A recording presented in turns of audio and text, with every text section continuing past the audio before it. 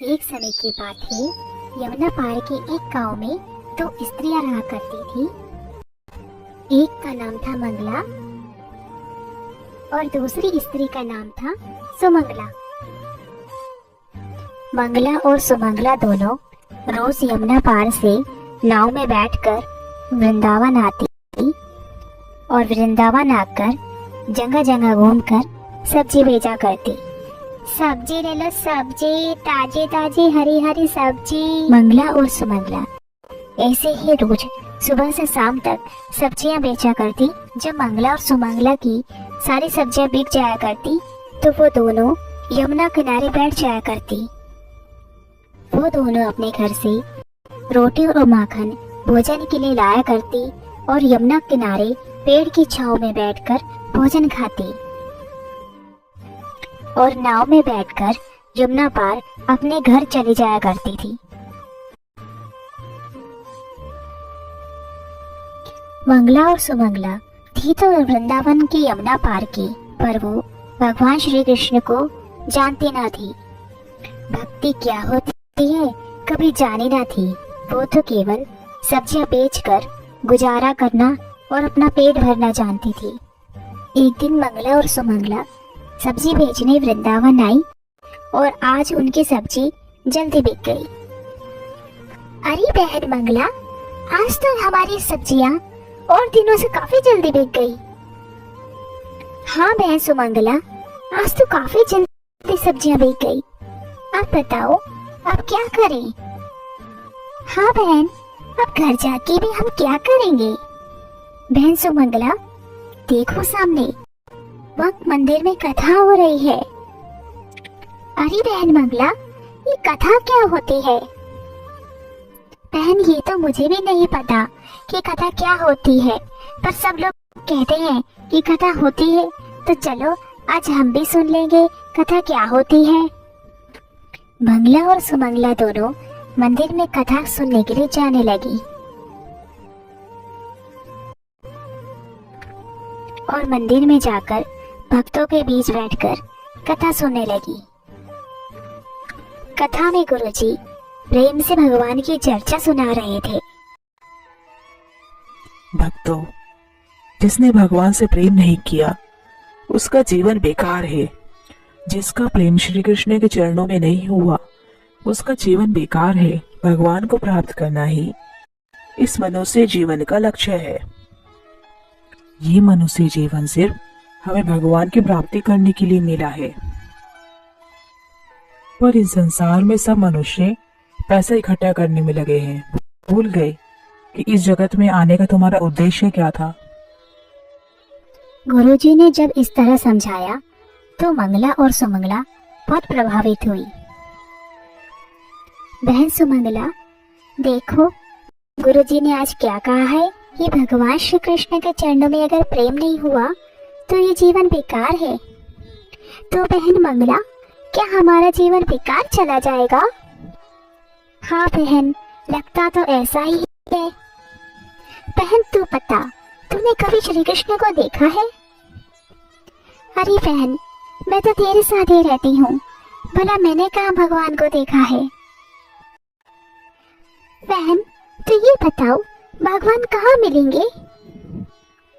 मंगला सुमंगला आपस में चर्चा कर ही रही होती हैं कि इतने में एक संत वहां से गुजर रहे होते हैं।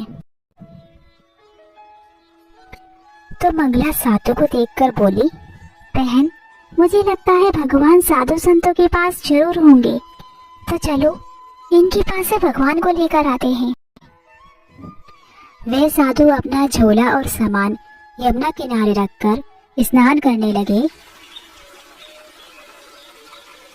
मंगला और सुमंगला दोनों यमुना किनारे गई और साधु का झोला चुपके से उठाकर वहां से आने लगी।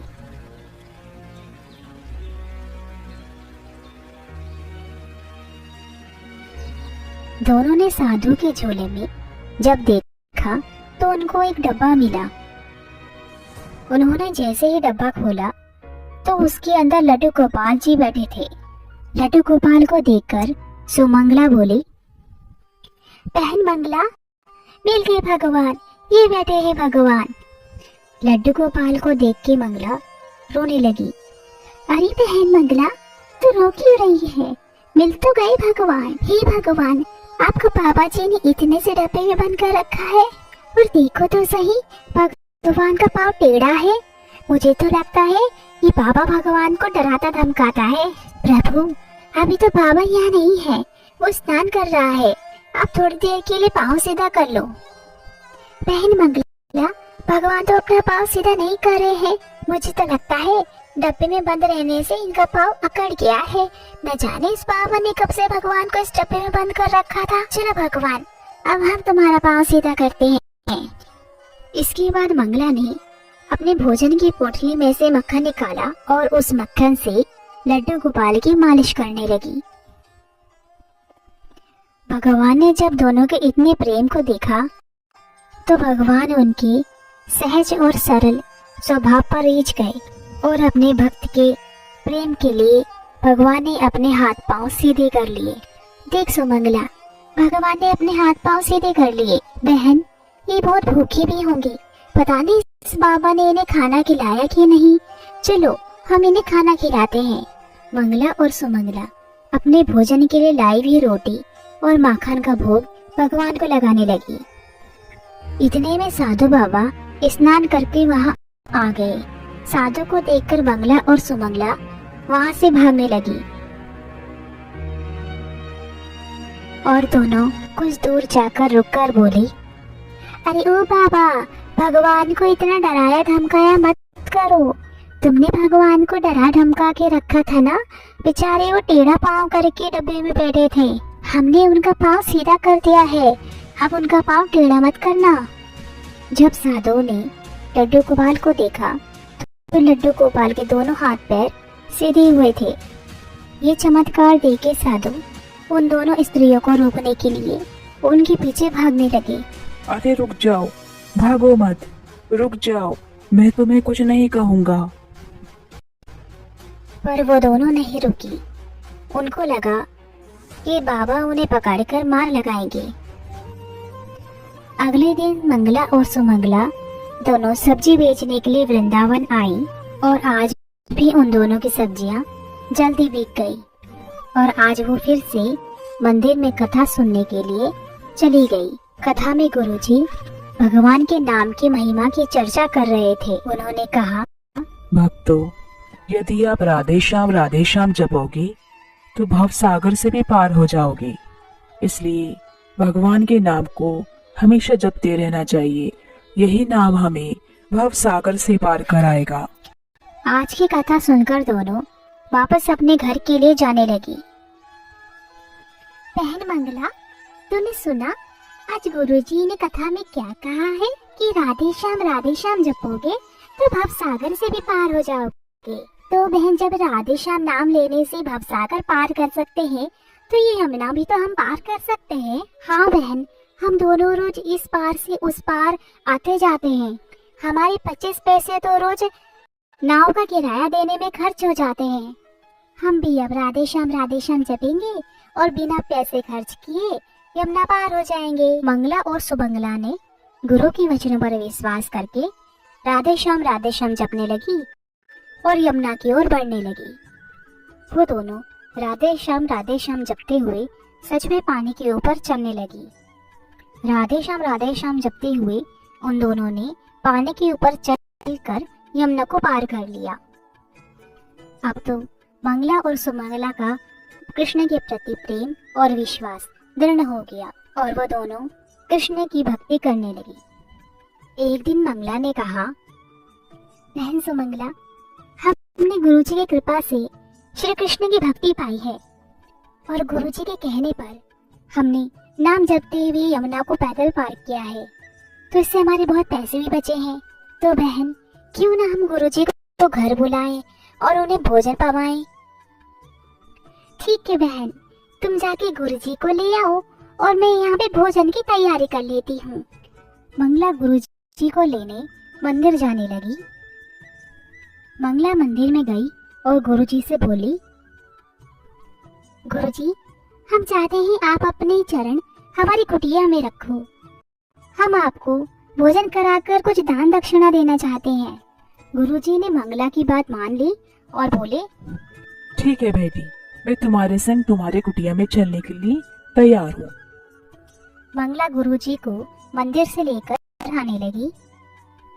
मंगला गुरुजी को लेकर यमुना तट पर आ जाती है। गुरुजी ने जब देखा कि यमुना तट पर तो कोई नाव नहीं है, ये मुझे पार कैसे लेके जाएगी, तब गुरुजी ने मंगला से पूछा, बेटी, तुम मुझे यमुना पार कैसे लेकर जाओगी? यहाँ तो कोई नाव ही नहीं दिख रही।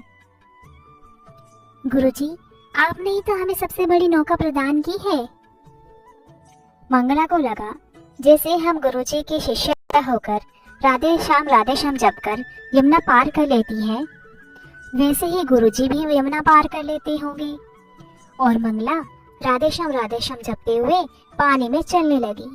मंगला ने जब थोड़ी दूर जाकर पलट के देखा तो गुरुजी वहीं किनारे खड़े हुए थे।